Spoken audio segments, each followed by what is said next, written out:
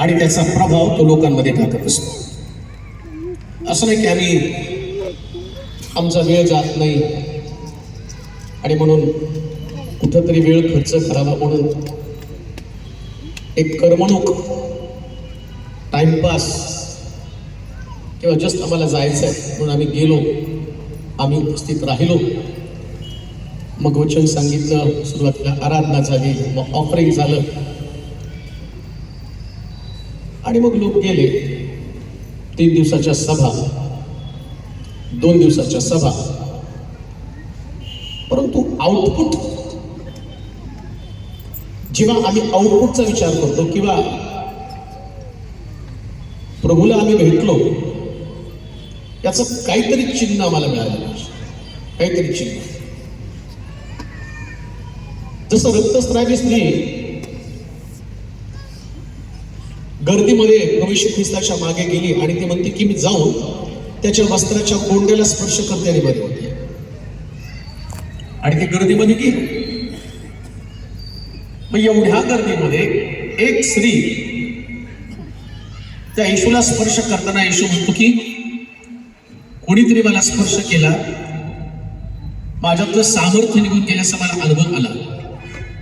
त्या शिष्य म्हणतात की एवढी मोठी गर्दी आहे, कोणीतरी स्पर्श केला असेल प्रभूजी. तो नाही, गर्दीमधला एक स्पर्श जो आहे ना, तो स्पर्श सगळ्यापेक्षा केला. गर्दी करतात लोक, जातात, परंतु काही लोक जे आहेत त्या लोकांची धारणा, त्यांची भावना एक वेगळ्या प्रकारची भावना आहे की प्रभूपासून मला काहीतरी मिळालं पाहिजे. आणि त्याच उद्देशानं जर आम्ही या ठिकाणामध्ये आलेलो आहोत, तर जसं त्या रक्तस्रावी स्त्रीचा झरा सुकला, येताना त्या गर्दीमधनं वाट काढत ती आली, परंतु जाताना एक अद्भुत प्रकारची साक्ष घेऊन ती बाहेर पडली. ख्रिस्ती जीवन हे नेहमी साक्षीने भरलेलं जीवन असलं पाहिजे. चॅलेंज, अनेक प्रकारची आव्हानं आमच्या समोर असतं, त्याला तोंड देणं. शौलाला जसं परमेश्वरानं निवडलं, वेगळं केलं, त्याचं कारण होतं की इस्रायल मधला सगळ्यात उंच आणि पराक्रमी पुरुष म्हणून त्याच्याकडे पाहिलं गेलं. परंतु जेव्हा एक मोठं आव्हान त्याच्या समोर आलं, गल्ल्यात नामक एक मोठं आव्हान त्याच्या समोर आलं, आणि शास्त्र सांगतं की तो लपून बसला आणि तो त्या असणाऱ्या गल्ल्याचं आव्हान स्वीकारू शकला नाही. परिणामी हा गल्ल्यात येऊन रोज इस्रायल लोकांसमोर एक चॅलेंज करत होता, कोणीतरी येऊन माझ्याशी लढावं आणि मला हरवावं. जो कोणी मला हरवेल मी इस्रायल लोकांचा गुलाम बनेल. पण कोणाकडे ते चॅलेंज स्वीकारण्याची ताकद नव्हती. परंतु जो व्यक्ती, एक मेंढरं चालणारा सामान्य व्यक्ती, आणि या सामान्य व्यक्तीनं आपल्या भावांना जाऊन त्यांनी विचारलं, तिकडच्या लोकांना विचारलं की कोण आहे, काय भानगड आहे, कशा, का हा व्यक्ती असा सकाळी उठून बोलत आहे. मग त्यांनी सांगितलं त्याचं चॅलेंज आहे, त्याचं आव्हान आहे, या व्यक्तीशी लढावं. उंचापुरा गल्ल्यात 6 फुटी, 10, 11 फुटी गल्ल्यात एवढी त्याची उंची. परंतु दाविदानं त्याच्याकडे पाहिलं आणि तो म्हणतो मी परमेश्वराच्या नावानं तुझ्यावरती चाल करून जातो. आणि आम्ही पाहतो की गल्ल्यात जमिनीवरती पडला. ज्याच्याकडं परमेश्वराचं नाव आहे तो व्यक्ती जगातला सगळ्यात ताकदवान व्यक्ती आहे. यहोवा देवाचं नाव, ज्या देवाच्या नावानं आम्ही जीवन जगत आहोत. आमचा प्रॉब्लेम काय माहिती का, आम्हाला ते नाव माहिती, पण त्या नावाचा अनुभव आम्हाला माहिती. नाव माहिती पुष्कळ नावाने आम्ही त्याला ओळखतो, म्हणतो नाही का आमचा देव जिवंत देव आहे. अहो, देव जिवंत आहे तर आम्ही का मेलेले आहोत? आम्ही का मेलेले आहोत? देव जिवंत आहे ना. बरं, आम्ही देव जिवंत आहे कधी म्हणतो माहिती का, जेव्हा आम्ही अडचणीत सापडतो तेव्हा म्हणतो देव जिवंत. जास्त आमची स्थिती चांगली असते, सुस्थितीमध्ये असतो, त्या देवाच्या अस्तित्वाविषयी कुठल्याही प्रकारचं गांभीर्य आमच्यामध्ये नसतं. आज मला माहिती आपल्याकडे वेळ कमी आहे. आमच्या सोलापुरात त्यावेळेला तर मीटिंग संपलेली असते, पण तुमच्या सांगलीमध्ये सुरू झाली. आमच्या सोलापुरात त्यावेळेला लोक घरी पाठवले जातात. चांगली करा, एक गोष्ट ध्यानात ठेवा. स्वर्गामध्ये जाण्याची जर कल्पना तुमच्या डोक्यामध्ये असेल, स्वर्गामध्ये पोहोचण्याचं बरं का, ज्याला स्वर्गामध्ये पोहोचायचं आहे त्या व्यक्तीला स्वर्गाच्या बाबतीमध्ये अलर्ट राहावं लागतं, नाही का? इंडियात नाही तर तुमचं चालतं, कधी पण या कधी पण जा, वाटलं बसायचं बसा, जायचं जा. अमेरिकेत तुम्हाला कोण कुत्र पण उभं नाही करणार, नाही का? तिकडची सगळी मेंटॅलिटी शिस्त जी आहे ती वेगळी आहे. आणि आमच्या डोक्यात स्वर्गाची कल्पना आहे. आणि शास्त्रात असं लिहिलं की वेळेचा सदुपयोग करा, कारण दिवस थोडके आहे, थोडके दिवस आहे. आणि मला माहिती इथं बसलेल्या प्रत्येक व्यक्तीच्या अंतःकरणामध्ये एकच प्रार्थना आहे. रात्री झोपताना तुमच्याकडे प्रार्थना असते, नाही का? आला तर घेऊन जा, आला तर घेऊन जा प्रभू. काय तर त्याच्याबरोबर गेलं पाहिजे. इथं कधी काय आहे ना, पण तिथं स्वर्गात त्याने आले ते घेऊन जायला पाहिजे. काय तुम्हाला घेऊन तुमचं लोणचं घालणार होते ते? अहो येतच यायला तुम्हाला, हा मी बघ आल्यापासून बघतोय सगळे रमत गमत निवांत बागेत आल्यासारखे आले. अहो लक्षात ठेवा, दावीद म्हणतो ते मला म्हणाले परमेश्वराच्या घराकडे जाऊ, त्यास माझ्या मनाला मोठा आनंद झाला. स्वर्गामध्ये जायचंय तर अंतःकरणामध्ये दावीद असं म्हटलं पाहिजे, हरणी जशी पाण्याच्या प्रवाहासाठी लुलवते तसं हे देवा माझा जीव तुझ्यासाठी तहानेला झाला. देवाविषयीची भूक तहान आमच्या अंतःकरणात असल्याशिवाय कोणी स्वर्गामध्ये पोहोचू शकणार नाही, कोणीच नाही.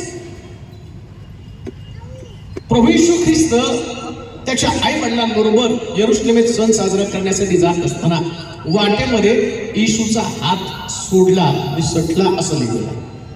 आणि मग 2 दिवसाची वाट चालल्यावर त्यांच्या लक्षात आले की येशू आपल्याकडे नाहीये. आणि मग ते सगळेजण पुन्हा एकदा यरुशलेमेमध्ये आले, ज्या ठिकाणामध्ये येशू ख्रिस्त देवाचं वचन मंदिरामध्ये शिकवत होता. आणि त्याची आई त्याची भावंड बाहेर थांबली आणि आत बाहेरून निरोप सांगितलं, सांग तुझी आई आणि भावंड बाहेर थांबलेले, तुझे वडील बाहेर आहेत. आणि येशू आतून ओळख देत, आतून आवाज देतो, तो जाऊन त्यांना सांग, कोण माझी आई कोण माझे भाऊ? जे इथं देवाचं वचन ऐकतात तेच माझी आई आणि तेच माझे भाऊ. आई वडिलांना त्यांनी ओळख दिली नाही, तुम्हाला काय ओळख देणार हो? वचन ऐकण्याला त्यानं एवढं महत्व दिलं, एवढं जबरदस्त नातं निर्माण केलं. जे देवाचं वचन ऐकतात त्यांच्याशीच प्रभूचं नातं आहे, बाकीच्या लोकांशी त्याचं नातंच असू शकत नाही. तुम्ही म्हणता ना माझ्यामध्ये देव आहे, माझ्यामध्ये देव आहे. अनेक लोकांना वाटतं माझ्यामध्ये देव आहे. कुठे तुमचा देव? दाखवा बरं. हा, गळ्यात क्रॉस टाकला की झालं तुमच्यामध्ये देव? असं नसतंय. तुम्ही माझ्यामध्ये, माझी वचन तुमच्यामध्ये. आमच्यामध्ये वचन पाहिजे, देवाचं वचन. देवाचं वचन जोपर्यंत आमच्यामध्ये असू शकत नाही तोपर्यंत देवाचं अस्तित्व पण असू शकत नाही. आणि शास्त्र सांगतं मी माझं वचन पाठवून तुम्हाला बरं करेन. हे वचन तुम्हाला बरं करतं, हे वचन तुम्हाला सुटका देतं. वचनामध्ये तुमचे आशीर्वाद आहेत. जास्त तुम्ही देवाच्या वचनाला ऐकता, ग्रहण करता, तेव्हा तुम्ही आशीर्वादित होता. प्रकटीकरणाच्या पुस्तकाच्या 1 अध्यायाच्या 3 वचनामध्ये म्हटलं, हे वचन वाचणारा, ऐकणारा आणि त्यात लिहिलेल्या गोष्टी पाळणारा कोण आशीर्वादित आहे? अजून एक गोष्ट तुम्हाला सांगतो, बऱ्याच लोकांच्या डोक्यामध्ये संजीवनाच्या संजीवनाच्या सभेसंबंधानं एक वेगळीच कल्पना असते.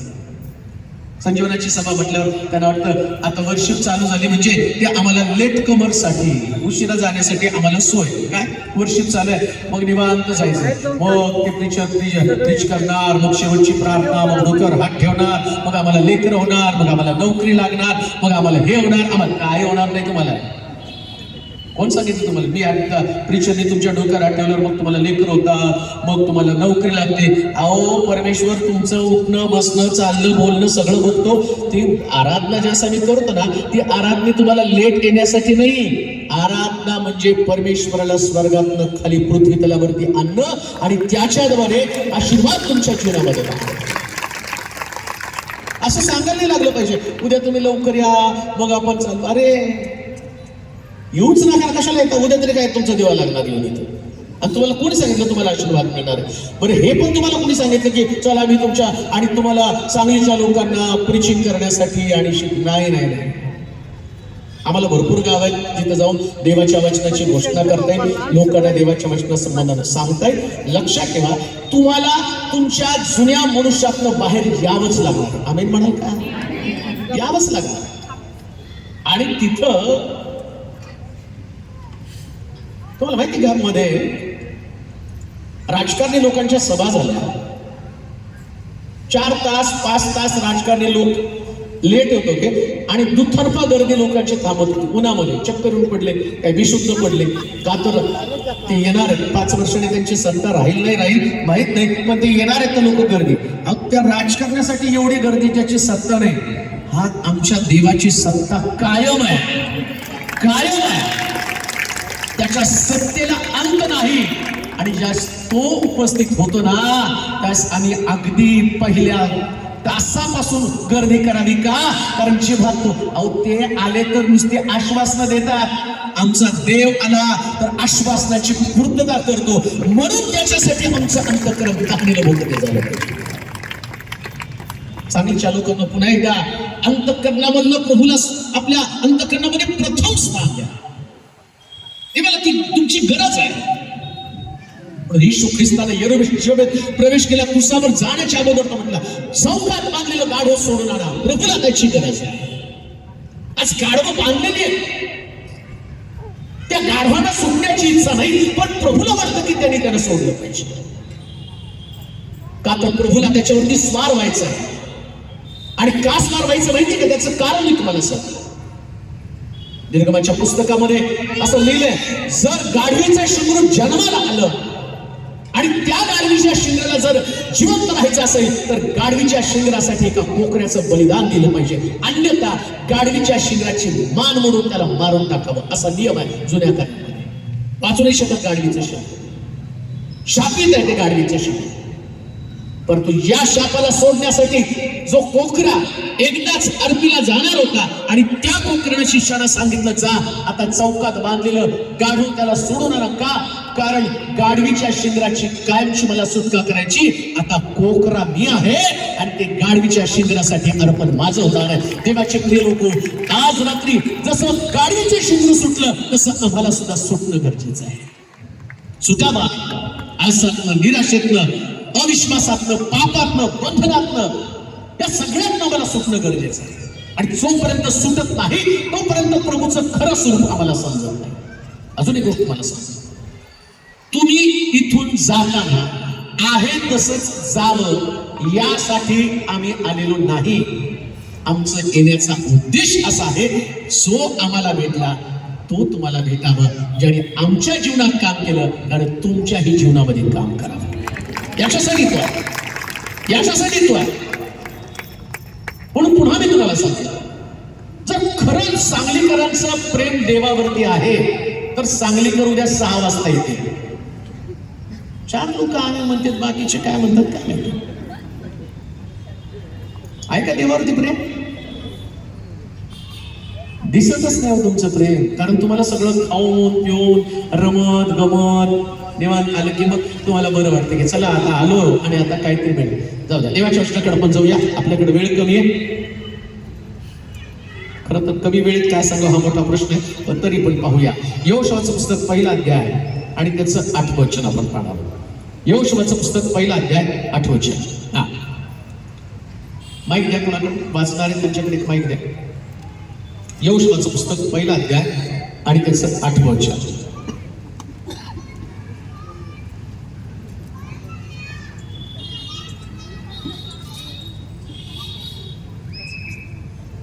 नियमशास्त्राचा हा ग्रंथ तुझ्यामुखी सदैव असू दे, सदैव असू दे.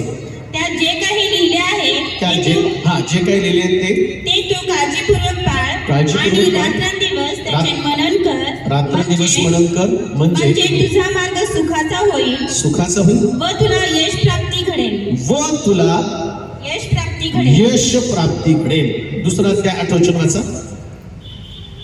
इकडे ते हेर झोपी जाण्यापूर्वी ती स्त्री त्याच्याकडे धाब्यावर गेली आणि त्यांना म्हणाली, परमेश्वर परमेश्वराने हा देश तुम्हाला दिला आहे. हा देश तुम्हाला दिला आहे. आम्हाला तुमची दहशत बसली आहे आम्हाला तुमची दहशत बसली आहे. आणि देशातील सर्व रहिवाशांची तुमच्या भीतीने गाळण उडाली आहे. बस पहिल्या वचनाकडे आपण जास्त जोर देणार आहोत. असं लिहिलंय यहोशुआला परमेश्वर त्या ठिकाणामध्ये 8व्या वचनामध्ये सांगत आहे, तुला यशप्राप्ती घडेल, तुझा मार्ग सुखाचा होईल, पण याच्यापूर्वी तुला काही गोष्टी करणं गरजेचं. सगळ्याच्या जीवनामध्ये आज सगळ्यात मोठी समस्या काय? सुखासाठी लोक धावत आहेत. सुख पाहिजे आणि सुख प्राप्तीचा योग्य पद्धतीने कोणीतरी मार्ग सांगितला. काही पण सांगा, कशानं सुख मिळेल? आणि बघा, या सुखाच्या प्राप्तीसाठी अगदी टीव्ही चॅनल किंवा पेपर जर तुम्ही उघडला ना, तर त्याच्यामध्ये तुम्हाला वेगवेगळ्या माध्यमातून कसं सुख मिळणार सांगा. संतान प्राप्तीसाठी हे करा, नोकरी लागण्यासाठी हे करा, अंगठी घाला, नंतर आणखी काहीतरी सांगितलं जातं की तुम्हाला याच्याद्वारे तुमच्या प्रॉब्लेमचं आणि निराकरण घडलं जातं. परंतु पुन्हा मी तुम्हाला सांगतो, जगामध्ये सुख प्राप्तीचा मार्ग तुम्हाला कुठल्याच वस्तूमध्ये सापडला नाही, कुठंच नाही ते. अहो, सुख म्हणजे आहे तरी काय नेमकं? काही लोक म्हणतात आम्ही दुःखे. नेमकं काय सुखाची कल्पना आहे तुमची? काय वाटतं तुम्हाला सुख आहे? पैसा मिळाल्यावर सुख आहे? ज्याच्याकडे पैसा आहे त्याच्याकडे तुम्ही पाहिलं तर त्याच्याकडे पण सुख नाही ना.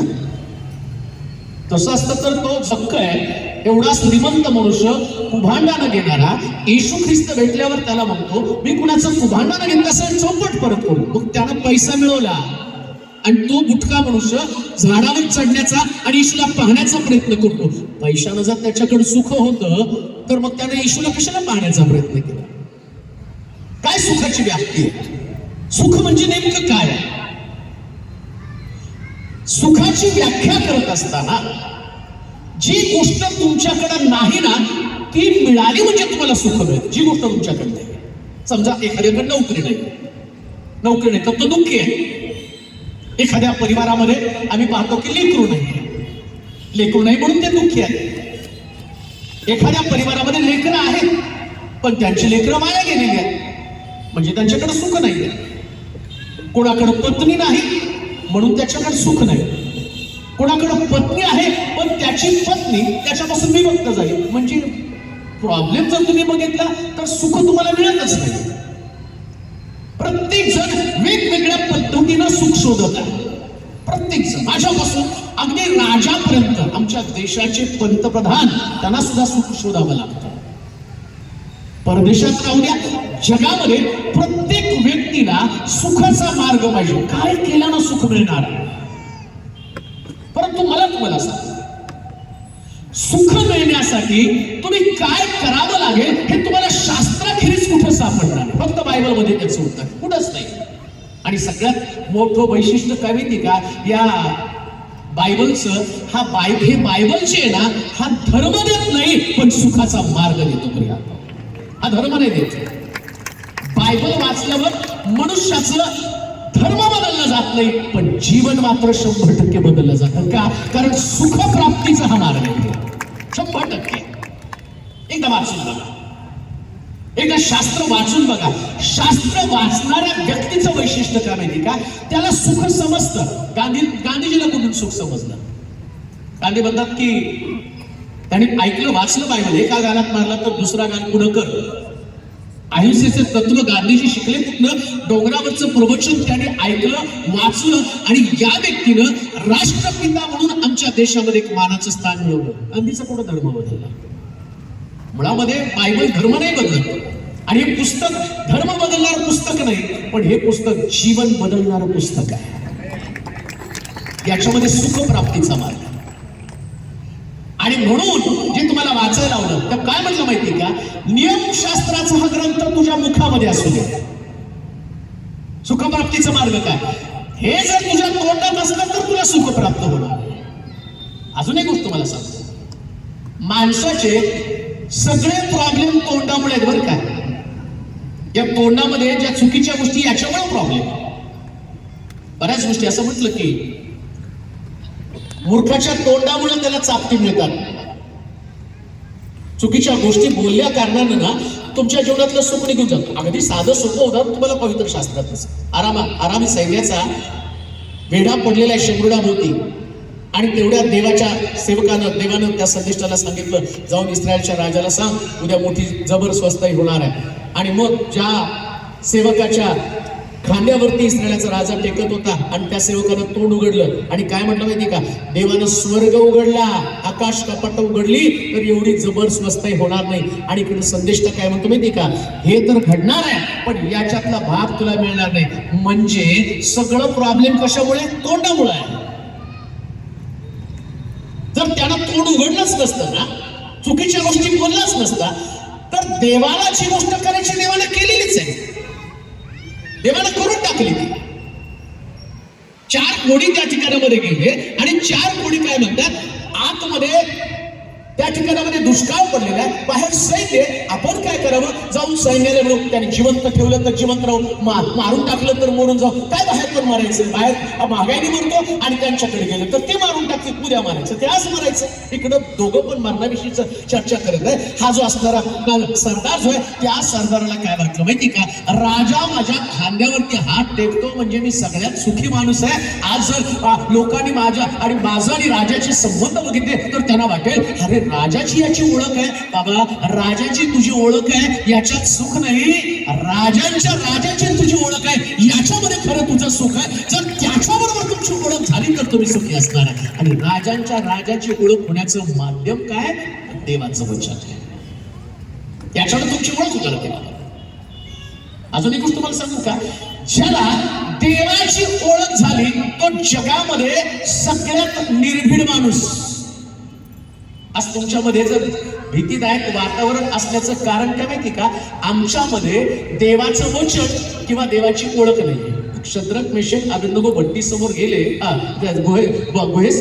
भट्टीसमोर गेले. त्या शद्रक मेशक अबेदनगोला राजा विचारतो, या भट्टीतनं तुझा देव तुला सोडवेल काय. तो म्हणतो, या भट्टीतनं सोडवायला देव समर्थ आहे. राजाला म्हणतोय, तो घाबरला नाही. आता राजा सिंहाच्या गुहेमध्ये टाकेल आणि मग आमचं कसं आहे. तो काय म्हणतो माहिती का, राजा समोर सुद्धा त्याच्या मनामध्ये डेअरिंग आलं, अरे या भट्टीत तू काय टाकतो, या भट्टीतनं सोडवायला माझा देव समर्थ आहे. त्याला देवाची ओळख होती म्हणून भट्टीला पाहून घाबरले नाही. भट्टीत टाकल्याबरोबर बायबल सांगतं, त्याच्या एका शब्दानं, एक वाक्य जे ते बोलले, यातून माझा देव मला सोडवेल.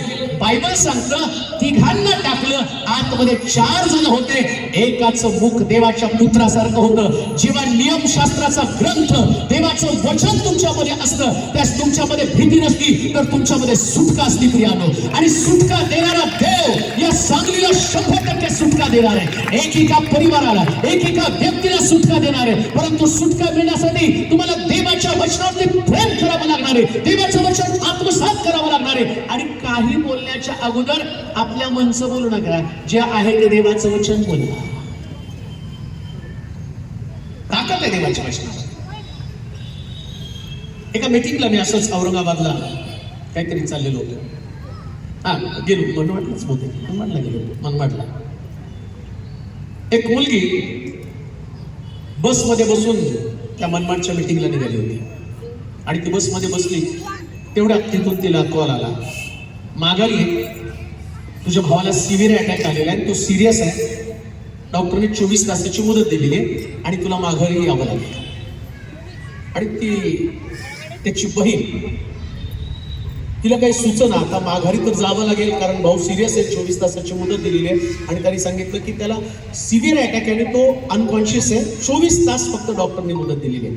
ती म्हटली, आता मी मागं जाऊन तर तो काही वाचेल याचं काही खात्री वाटत नाही, परंतु ज्या सभे संबंधानं मला सांगितलंय मी तिथं जाते, अटेंड करते.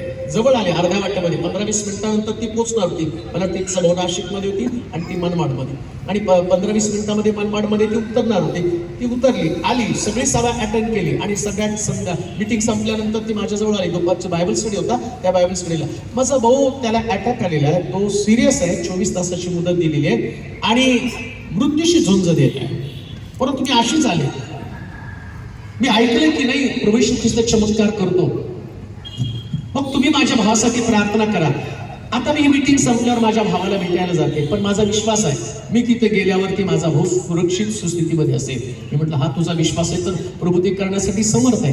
आणि ती बहीण तिथे गेली आणि गेल्यावर पाहते तर काय, ज्या भावाची मुदत डॉक्टरने 24 तास दिली होती, मीटिंग संपल्यावर ती तिथं पोहोचली तर तिचा भाऊ उठून बसलेला होता. का?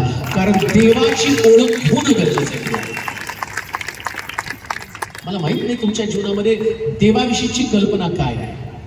तुम्हाला काय वाटतं क्रुसावरचा बलिदान झालेला येशू निश्चित पडलेला आहे की ज्याच्यामध्ये कुठली ताकद नाही, ज्याच्यामध्ये कुठलं सामर्थ्य नाही, तो फक्त तुमच्याकडनं उपासना, तुमच्याकडनं आराधना आणि तुम्हाला बैठक व्यवस्थेमध्ये बसवून आणि तुमच्याकडनं काहीतरी घेतो. तुम्ही ऑफरिंग देता, तुम्ही बसता, नुसतं तुम्हाला बसण्यासाठी नाही तर तुमच्या पडलेल्या अवस्थेमधनं उठवण्यासाठी तुमचा देव आहे. आणि त्याला वाटतं तुमच्या अवस्थेमधनं तुम्ही बाहेर पडावं, तुमची परिस्थिती बदलावी आणि या परिस्थितीला बदलण्यासाठी देवाचं वचन तुमच्या मुखामध्ये असू द्या.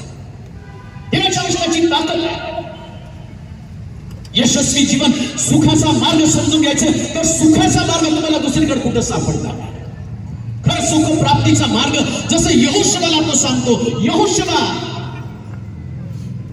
जर सुख प्राप्ती तुला व्हायला पाहिजे आणि जिकडं जिकडं जाशील तिकडे तू यशस्वी व्हायला पाहिजे तर नियमशास्त्राचा हा ग्रंथ तुझ्या सदैव मुखी राहू दे.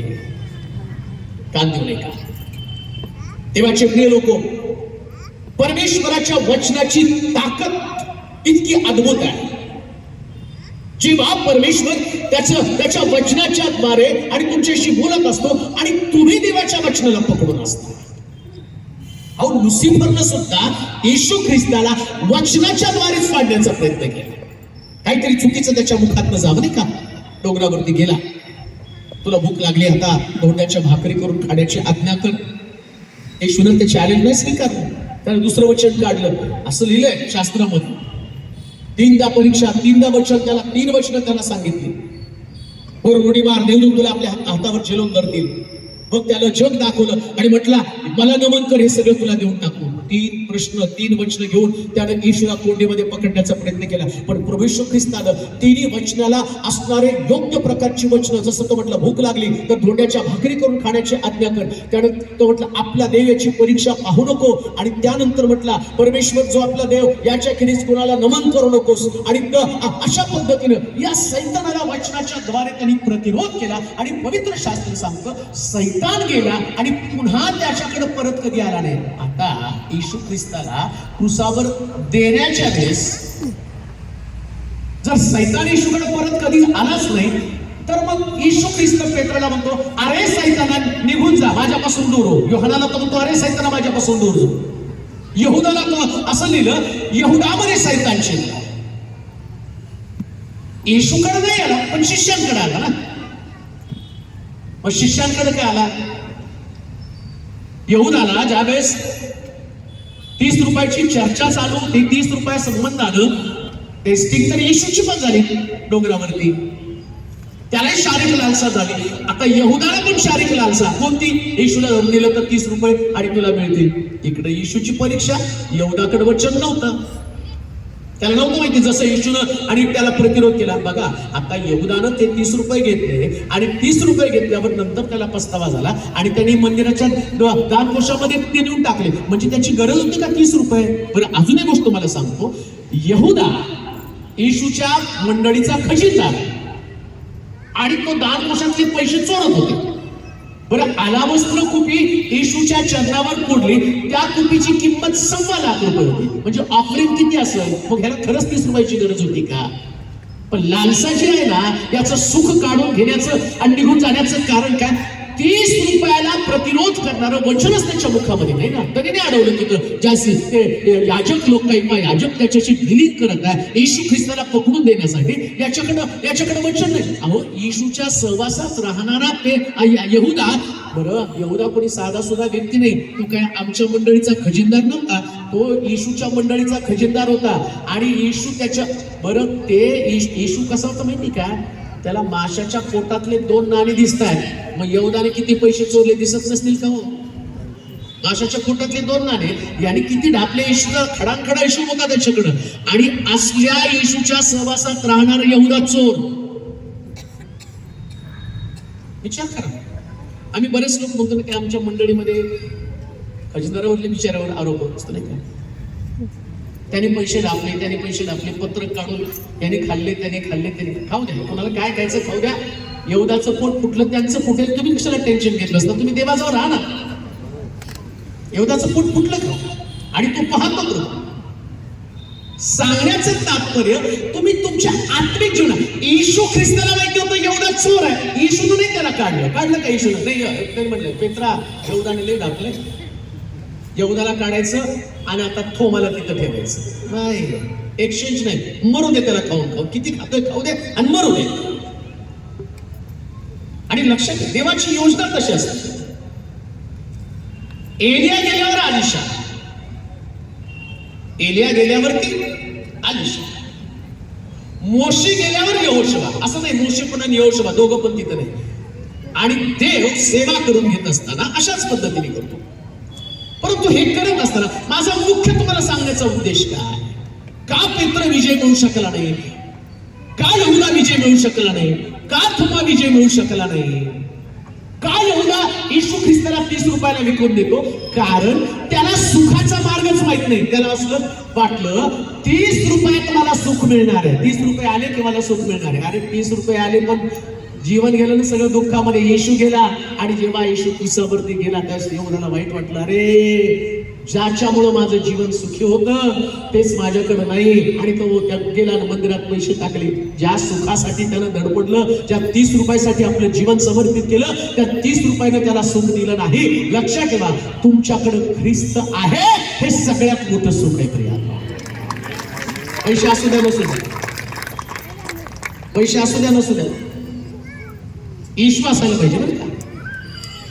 बरेच लोक म्हणतात पैसा आल्यावर मी सुखी होणार, आणि येतो बरं का पैसा, भरपूर पैसा येतो, कमवतो, आणि त्याच्यानंतर बघा पैसे नसतात त्यावेळेस तुम्ही भाकर खाता, चटणी खाता, ठेचा खाता, मटण खाता, अंडी खाता, मासे खाता, पैसे नाहीत बरं का. आणि पैसे आल्यावर डॉक्टर सांगतात सगळं बंद करा, गोळ्या बंद करा, सगळं गोड खायचं नाही, मटण खायचं नाही, गोळ्या खायच्या सकाळ दुपार संध्याकाळ नाही का. आणि ते सांगतात एक गोळी चुकली अटॅक. आता सुख कशामध्ये आहे, तुम्ही तर म्हणलं पैसा पाहिजे, ते म्हणतो पैसा पण घेऊन बघ, पैसा घेऊन बघ. मग बऱ्याच वेळा बोलतो, पूर्वी आम्ही जमिनीवरती झोपत होतो, आणि जमिनीवरती झोपत होतो, आता बेडवरती झोपतो. डॉक्टर सांगतात बेडवर झोपू नका, जमिनीवरती झोपू. ते तो ट्रीटमेंट आहे, उपचार आहे तो नाही का. पूर्वी घरामध्ये चुलीवरचं जेवण लोक खात होते, गॅस आला, आता जास्त पैसे देऊन चुलीवरचं जेवण हॉटेलमध्ये खायला जातात का, कारण त्यांना कळतं सुख कशामध्ये आहे. लक्षात ठेवा, सुख वस्तूमध्ये नाही, वस्तूच्या निर्मिती करणाऱ्या देवामध्ये ते सुख आहे. ते तुमच्याकडे कसल्या वस्तूमध्ये सुख नाही, कशामध्येच नाही प्रिया. 27 वर्षाच्या सेवेनंतर जर तुम्ही मला विचारलं ना सगळ्यात मूलवान वस्तू तुमच्याकडे कोणती असेल, तर मला तुम्हाला सांगू द्या, ना गाडी, ना बंगला, ना बँक बॅलन्स, ना सोनं, ना चांदी. परंतु जसं पेत्र म्हणतो आमच्याकडे सोनं रूप काही नाही, जे आहे ते तुला देतो, म्हणून येशूच्या नावानं चालूला. फक्त येशू आहे म्हणून आमच्याकडे सुख आहे प्रिया, फक्त येशू. त्याला काढून घ्या, एकदा तुमच्याकडनं तो गेला हे सगळं संपलेलंच आहे. यशस्वी होण्याचा मार्ग, सुखाचा मार्ग काय, तो म्हटलं नियमशास्त्र तुझ्या मुखामध्ये असू दे, त्याला कधी ढोल देऊ नका, वचनामध्ये घडून जा प्रिया. देवाचं वचन हे तुमच्या अंतःकरणामधली सगळी निराशा घालवणारं वचन आहे. एकच वचन सांगतो आणि संपवतो. मला माहितीये की पुष्कळ सांगायचं पण जाऊ द्या, परत वाचा ते वचन. नियमशास्त्राचा हा ग्रंथ तुझ्या मुखी सदैव असू दे, त्यात जे काही लिहिले आहे, जे काही लिहिले आहे ते तू काळजीपूर्वक पाळ, ते तू काळजीपूर्वक पाळ. नियमशास्त्र तुमच्या मुखामध्ये असतो, चालता, बोलता, उठता, बसता.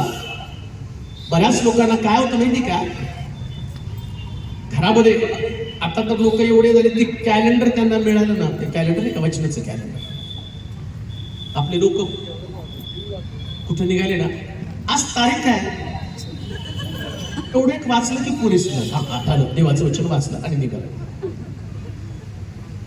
आणि शास्त्र काय सांगतं ते कुठं पाहिजे, काय सांगतं कुठं पाहिजे, पण कुठे आता भिंतीवर.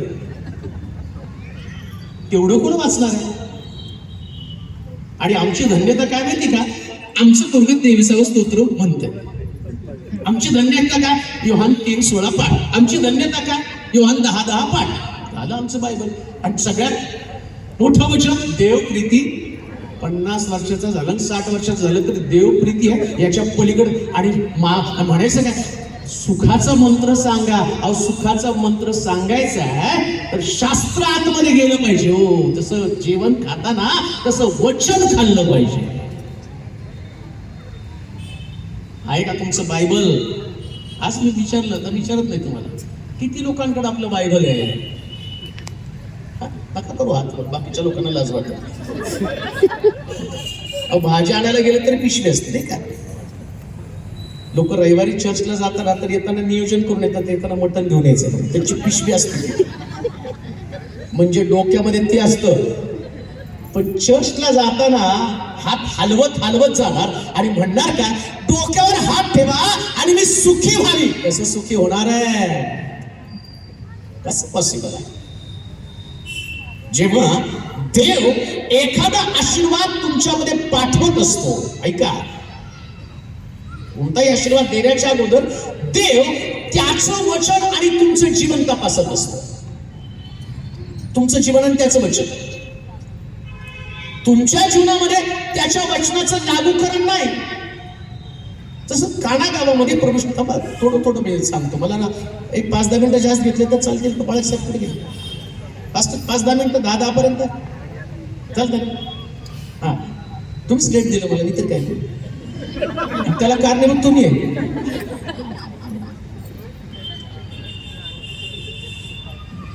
काना गावामध्ये प्रभू येशू ख्रिस्त आला आणि द्राक्षरस संपला. आता द्राक्षरस संपल्यावरती असं लिहिलंय, त्या काना गावामध्ये येशूला पण निमंत्रण होतं आणि मरियाला पण निमंत्रण होतं आणि येशूच्या शिष्याला पण निमंत्रण. आता मरिया त्या ठिकाणामध्ये असताना ते लोक आले आणि मरियाला जाऊन सांगितलं की बा द्राक्षरस संपलाय आणि काहीतरी कर. आता एक गोष्ट ध्यानात ठेवा, शास्त्रामध्ये अजून पण मरियाने एक पण चमत्कार केला होता, पण लोक गेले का तिथं? मरियाची मिनिस्ट्रीच नाही ना, तिने कुठं सेवा केली? मग मरियानं सेवा केली नाही, मरियानं चमत्कार केला नाही आणि लोक द्राक्षरस संपल्यावर मरियाकडे गेले. कारण काय होतं त्याचं? कारण एकच आहे, येशूकडे गेला तर येशू सूचना सांगणार, मरियाकडे गेले तर मरिया नाही सूचना सांगणार. येशूकडे गेला की सांगणार हे करा ते करा ते करा. मग ते कशाला जायचंय?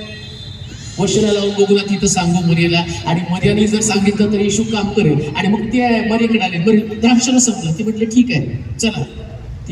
तिला माहिती माझ्याकडे पावर नाही, पावर त्याच्याकडे आहे. मग ती घेऊन गेली येशू यांचं म्हणणं आहे द्राक्षरस संपला.